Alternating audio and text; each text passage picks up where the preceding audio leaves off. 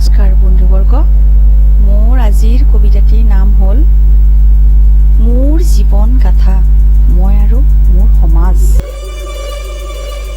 মই কোন, মোৰ পৰিচয় কি? মই মাথো জানো মোৰ মা হিন্দুস্তান। কিনো বাৰে বাৰে মই হিন্দুস্তান হিন্দুস্তান থাকো কৈ? কিয় মানুহে টান পায় মাৰ আচল নামটো ক'বলৈ? ভাৰত, মোৰ মাৰ আচল নাম ভাৰত।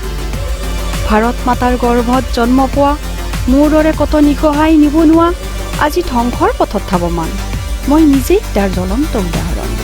বিকশিত নহয় আমাৰ প্ৰতিভা, কলিতেই মৰহি যায়।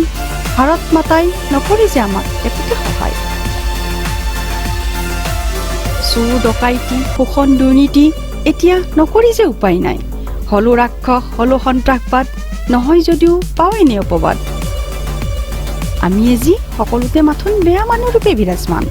চৰকাৰী সাহায্যই হওক বা আন কিবা সাহায্য, সকলোতে চলে কেৱল আমাৰ দুৰ্নীতি। বহু দিনৰ ভোকাটোৰ আমি এয়াই সুযোগ কিয়নো এৰি দিম। আজি যেন সকলো অকলেই গোগ্ৰাহে গিলি দিম। আমাৰ মাজতো আছে কিছুমান ধনী মানি গুণী জ্ঞানৱান, থাকিলে কি হ'ব সেয়া মাথো এপাচি শাকত এটা জলকীয়া যেন। আমাক ৰাক্ষস বনালে কোনে? সমাজৰে মহাৰাক্ষস কিছুমানে। শূন্য আজি ধূলিকণা সদৃশ আমাৰ জীৱন। মানুহ নহয় আমি যেন হৈ পৰিছো একো একোটি অলাগতিয়াল প্ৰাণী। সমাজে আমাক দেখিলে মুখ কোচাই, সকলোৱে জাৰি জোকাৰি দিছে দলিয়াই।